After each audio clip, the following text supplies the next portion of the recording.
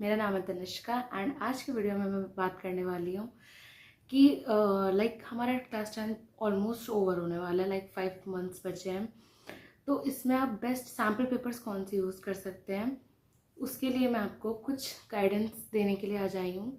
सो अगर आपको वीडियो अच्छी लगती है तो लाइक कर दीजिएगा एंड सब्सक्राइब भी कर दीजिएगा।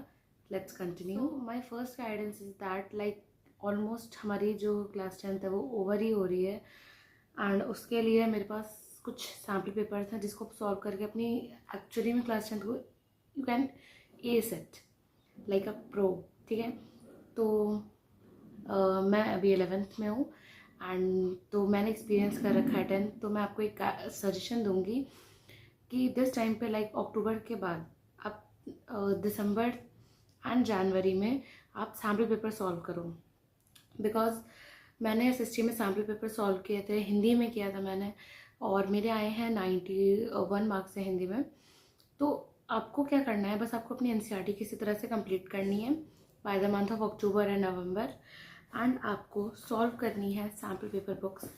मेरे पास बहुत सारे सैम्पल पेपर बुक्स हैं लाइक दिस, तो मैं आपको एक सही गाइडेंस दे सकती हूँ कि आपके लिए कौन सी बेटर है। तो अगर आपको एक प्रॉपर चाहिए तो वेट, ये है मेरे पास हिंदी की सैम्पल पेपर बुक। मेरे पास मल्टीपल ऑथर्स की हैं, ये भी है। तो कोई भी ऐसा स्पॉन्सर नहीं है और अगर आपको अच्छा लगता है तो आप ये बाय कर सकते हो। हिंदी की सैम्पल पेपर बुक, आपको कुछ नहीं करना है। फर्स्ट मैंने हिंदी की बात इसलिए की है बिकॉज मोस्टली लोगों का जो लैंग्वेज होता है वो हिंदी एंड इंग्लिश होता है। तो हिंदी के लिए आप ले सकते हो ये सैम्पल पेपर, किसी भी आप कंपनी के ले सकते हो। मैं रिकमेंड करूँगी कि आप ओजवाल के लोग काफ़ी अच्छे हैं। इसमें मैंने ये चीज़ देखी है कि काफ़ी शॉर्ट नोट्स प्रोवाइड हो जाते हैं। वेट,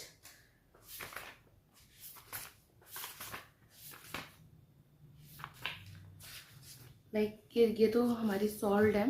बाकी के आपको इसमें शॉर्ट नोट्स एंड बहुत सारे sample paper, almost 10 sample papers इसमें हैं। 5 सेल्फ असेसमेंट के लिए हैं एंड 5 आप जैसे कि आप सेल्फ असेसमेंट कर लो, उससे पहले आप एक प्रैक्टिस कर लो। तो ऐसे अल्टरनेटिवली आप उसको प्रैक्टिस कर सकते हो। तो हिंदी के लिए मैं ये कहना चाहूँगी कि अगर आपको हिंदी में बहुत अच्छा करना है, मैंने सैम्पल पेपर के सिर्फ जस्ट 2-3 सैम्पल पेपर सॉल्व किए थे एंड इसके शॉर्ट नोट्स रिवीजन के लिए बहुत अच्छे हैं, माइंड ब्लोइंग। तो आप ये ले सकते हो। सैम्पल पेपर के साथ अगर आप अपनी एनसीईआरटी को कंप्लीट करते हो तो आपको और कुछ भी नहीं चाहिए। इवन मैं आपको एक चीज़ और सजेस्ट करूँगी, अगर आपको कुछ और भी सॉल्व करना है तो आप प्रीवियस ईयर क्वेश्चन सॉल्व कर लो, सैम्पल पेपर कर लो, कोई भी डिफरेंट बुक मत ट्राई करो।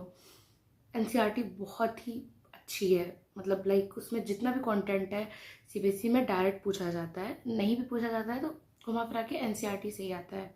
तो फर्स्टली आप हिंदी के लिए सिर्फ एनसीईआरटी फॉलो करो and then sample papers, nothing else.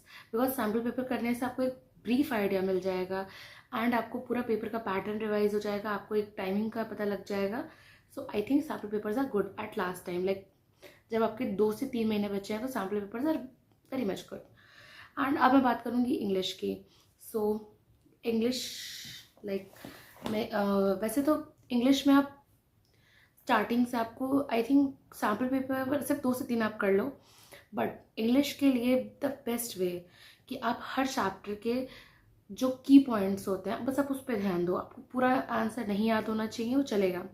की पॉइंट्स आप लोग अगर ध्यान रखते हो तो आप कोई भी आंसर बना लोगे। एंड मेक श्योर दैट आपका ग्रामर बहुत अच्छा हो, आपके स्किल्स, राइटिंग स्किल्स अच्छे हों, तो आपके पेपर में आराम से 80-90 मार्क्स आ जाएंगे, उसमें कोई टेंशन की बात नहीं है। और अगर आपको पेपर सॉल्व करना है तो आप मैंने तो ये ट्राई किया था, ये है मेरे पास पीडब्ल्यू का, तो आप इसको भी ट्राई कर सकते हो। ओके, सो मैंने तो ये वाली बुक यूज़ की थी एंड मुझे काफ़ी अच्छी लगी। जो भी इसके ये जो मेन इसमें की पॉइंट्स दिए हुए हैं ये मुझे बहुत अच्छे लगे, बहुत इसने मेरी मदद की है।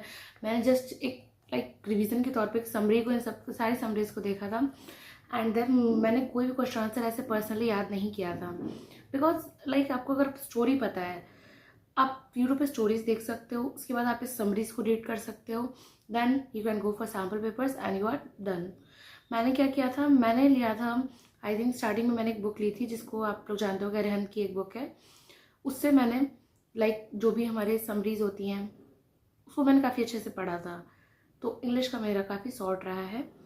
आप लोग सैम्पल पेपर ले सकते हो एंड गुड टू गो। अगर आप सैम्पल पेपर करते हो तो आप गुड टू गो हो, अगर नहीं भी करते हो तो दैट्स ओके। लाइक मतलब आपको जस्ट की पॉइंट्स पे ध्यान देना है। हर चैप्टर के key points are the key of that chapter, okay. Then अब मैं बढ़ती हूँ SST पे। तो SST लाइक एक सब्जेक्ट है कि आप उसको अगर NCERT थोरोली उसकी पढ़ते हो तो आपका कोई भी क्वेश्चन मतलब I think like 90% of the NCERT follow करती है SST के लिए। 90% ऑफ द उसी से आता है। लाइक मेरे टाइम पे लाइक 2024 टू 25 का बैच हूँ मैं 10th के लिए, तो उसमें काफ़ी क्वेश्चन NCERT से थे। बट हाँ, जो केस बेस्ड क्वेश्चन थे बहुत ही एबनॉर्मल टाइप के थे, लाइक काफ़ी डिफरेंट थे। मतलब उसको एक बार में टैकल नहीं कर सकते। बट येस, अगर आपने सैम्पल पेपर से प्रैक्टिस की हुई है तो दैट्स सो ईजी। अगर आपको सैम्पल पेपर नहीं भी लेना है तो आप लोग प्रीवियस ईयर क्वेश्चंस कर लो, that's will be enough. Like 2 to 3 years के जब से हमारा पैटर्न चेंज हुआ है तब से आप प्रीवियस ईयर क्वेश्चंस कर सकते हो। काफ़ी आपको एक ब्रीफ आइडिया मिल जाएगा और मतलब आपके लिए काफ़ी ईजी हो जाएगा लाइक टाइमिंग मैनेज करना and whether is goes to everything like goes to smooth. और रही बात मैथ्स की, तो मैथ्स की आप NCERT फॉलो करो। एग्जाम्पल्स पे बहुत ध्यान देना, मेन पॉइंट एग्जाम्पल्स। मेरे पेपर में 50% आई थिंक लाइक 50% तो नहीं बट 30 to 40% एग्जाम्पल्स आए थे। मैं कह सकती हूँ लाइक 30 to 40% नहीं भी गए तो 25 to 30% मेरे पेपर में एग्जाम्पल आए थे। और जो एग्जाम्पल्स हमने सोचे भी नहीं थे ना वो भी डायरेक्ट उठ के आ गए थे।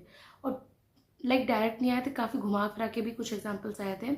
तो आप एग्जाम्पल्स की बहुत तगड़ी प्रैक्टिस करो एंड NCERT क्वेश्चंस की आपके 50% ऑफ द मार्क्स वहाँ से बनेंगे। एंड अगर आप सैम्पल पेपर या प्रीवियस ईयर क्वेश्चन सॉल्व करते हो तो आपके 80 to 90 आराम से बन जाएंगे। मैंने कोई प्रीवियस ईयर क्वेश्चन नहीं सॉल्व किए थे स्पेशली मैथ्स के लिए, मैंने बस NCERT की थी और थोड़ा बहुत एग्जाम्पलर किया था। आप एग्जाम्पलर भी कर सकते हो, काफ़ी अच्छे होते हैं, उससे MCQs डायरेक्ट आते हैं, ठीक है। तो अब मैं बात करती हूँ लाइक हमारा हिंदी हो गया, SST हो गया, इंग्लिश हो गया, मैथ्स हो गया। मेनली अब मैं साइंस की बात करती हूँ। तो साइंस के लिए आपको कुछ नहीं करना है, NCERT previous year question, NCERT previous year question. Sample paper में आप जस्ट केस बेस्ड प्रैक्टिस कर सकते हैं, that will be enough.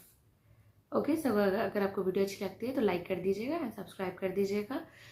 Upcoming videos के लिए आप कमेंट कर सकते हैं। Thank you.